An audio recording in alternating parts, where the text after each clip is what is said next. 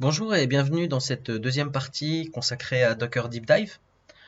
En fin de vidéo de la première partie, je vous avais montré comment les services répondaient en faisant des appels web, par exemple sur Elasticsearch, Data Power, Artifactory et ainsi de suite. Dans cette partie-là, je vais vous expliquer ce qu'est le repository de Docker Hub et quelle est son utilité. Et je vais aussi vous expliquer la partie registry. Je vais vous montrer quelques lignes de commande pour l'affichage des images, des containers, comment copier des fichiers et comment pouvoir débugger en cas de problème avec la commande docker logs. Donc, commençons par le registry. Donc, dans la première partie, je vous avais expliqué qu'il était possible de pouvoir créer ses propres registries pour ne pas devoir passer sur Docker Hub, qui est le registry utilisé par défaut quand on fait un Docker Run ou un Docker Pull. Donc, imaginons que vous voulez avoir vos propres registries et vous voulez mettre dedans vos images. Vous allez lancer la commande Docker Run sur un certain port. Par défaut, ce sera 5000. Le restart always permet de dire que quand Docker se start via un système CTL enabled, par exemple, que Docker fasse en sorte que ce container se lance automatiquement, qu'on n'ait pas à devoir faire un Docker start. Ils lui ont donné un certain nom qui est registry et ils vont le télécharger depuis Docker Hub et c'est la version 2. Voilà. Quand cette ligne de commande est lancée, vous avez votre registry sur votre serveur et après vous pouvez très bien, quand vous faites un Docker Run ou un Docker Pull, spécifier le registry HTTP adresse en mettant votre registry à vous qui par défaut, si vous ne le mettez pas cette ligne-là, ça sera le registry de Docker Hub. Voilà, vous voyez, c'est très très simple comment pouvoir créer son registry et comment pouvoir l'utiliser dans son propre Docker Run.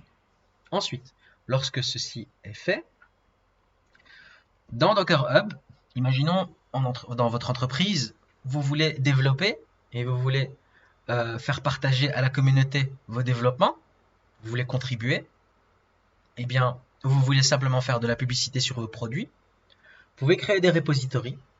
Et lorsque vous faites la création de repository, vous pouvez spécifier si votre repository sera public ou privé. Ce qui fait que si vous avez des données sensibles, vous pouvez très bien le mettre en mode privé et ça restera entre vos collègues et vous.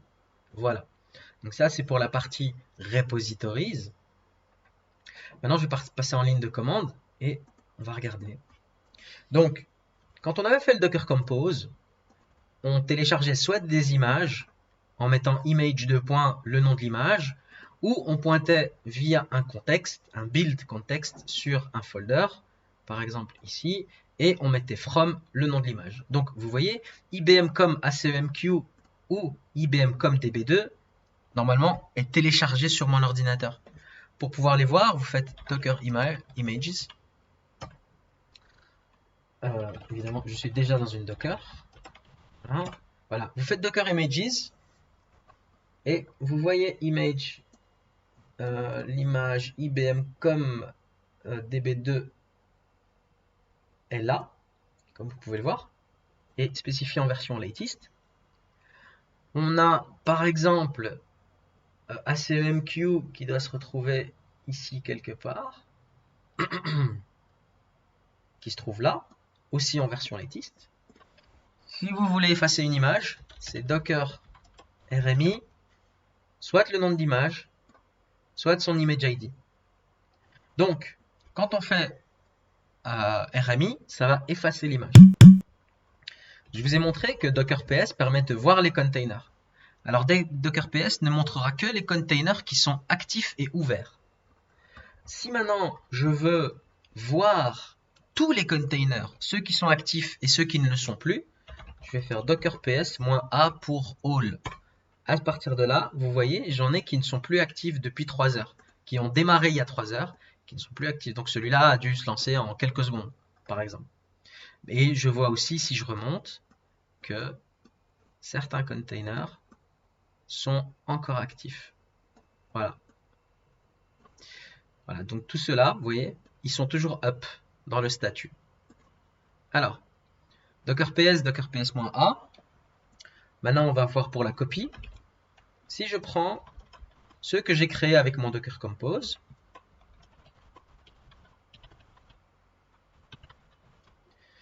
Et que j'ai besoin de copier un fichier comme si je faisais un SCP en SSH sur un serveur distant. Eh bien, la commande se rapproche beaucoup d'un SCP. Et imaginons dans ce serveur-là, je veux faire une copie sur le folder /root. Je vais faire, prenons un fichier d'abord. Alors vous voyez, j'ai un fichier qui s'appelle example.desktop, je veux le copier. Donc je fais un docker cp pour copie, la source et la destination. Donc si je fais un paste, l'endroit local dans le container, /root. Je fais un cp. Si maintenant je veux recopier dans l'autre sens, c'est-à-dire que ma source ce sera le fichier que j'ai copié, je ferai un docker cp, le nom du container, /root, /example.desktop, et ma destination, ça sera example.desktop2. Je fais un ls et on voit que le fichier se trouve ici. Donc là, on a vu que j'ai fait une copie de mon host vers ma Docker et de ma Docker vers mon host. Faites attention avec le copy. Si vous copiez des fichiers volumineux, n'annulez jamais votre copie avec un CTRL-C. Ça ferait un plantage du Docker daemon et vous serez obligé de killer le process Docker et de le restarter. Ce qui peut être très contraignant quand vous avez des développeurs qui travaillent avec vous sur le même serveur Docker. Et ça peut aussi avoir des effets de bord sur l'intégrité des données, sur les databases et ainsi de suite. Donc faites très attention avec le Docker CP, c'est assez sensible. Si vous pouvez, faites un 22 sur Docker, sur le container Docker, et faites plutôt un SCP si vous savez que vous allez devoir annuler souvent vos copies. Voilà. Alors la commande suivante, c'est une commande qui est très utile. Par exemple, au début, quand j'ai voulu faire ma démo, j'ai eu quelques soucis avec DB2 et je voulais comprendre ce qui se passait. Et la commande que on va utiliser, c'est dockerlogs -f. Alors on va prendre la db2 et on va faire un pipemore. Et comme vous pouvez voir, j'ai le log de tout le var message, de tout le log system depuis le début de sa depuis le début de la enfin c'est un tail, donc il ne montre pas la totalité, mais on peut très bien faire un fn avec un certain nombre de lignes et on pourrait avoir alors la totalité du log. Mais on a les derniers éléments du système log. Voyez. Donc cette partie-là, c'était la partie par exemple quand je me suis connecté à distance avec DB Visualizer. Donc là, je vous ai montré Docker Copy, Docker Images, comment effacer une image, comment afficher un container, comment afficher tous les containers, comment faire une copie. Je vais vous montrer une dernière commande, je ne vais pas la lancer, je vais juste la taper. C'est lorsqu'on affiche les containers et qu'on veut en effacer un. Imaginons, j'aimerais effacer ACMQ, je copie le container name ou je copie le unique ID, le container ID, je fais docker rm le container name. Et vu qu'on a défini un volume, si on veut supprimer aussi la définition de volume, on pourrait faire -v pour supprimer aussi le volume. Après rm, bien évidemment. Voilà.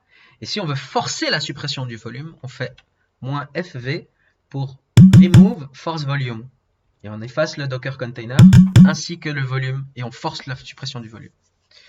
Je vais vous expliquer encore une dernière partie, c'est tout ce qui est partie réseau. Donc, dans le premier diagramme dans mon PowerPoint, vous avez vu qu'il y avait la partie réseau qui était très importante dans Docker. Et quand on veut afficher tous les réseaux qui se trouvent dans Docker, on fait Docker Network ls. Et comme vous pouvez le voir, avec le Docker Compose, comme je n'ai rien spécifié au niveau de création de réseau, pour toutes mes instances de service, pour qu'elles puissent communiquer ensemble, il a créé par défaut le nom de mon folder root underscore default. C'est-à-dire que tous mes services se trouvent sur ce Docker network et s'interconnectent via ce Docker network là. Imaginons, vous voulez avoir un network customisé. Pour le créer, vous allez faire Docker network create, le nom du network, on va l'appeler testnet. Voilà.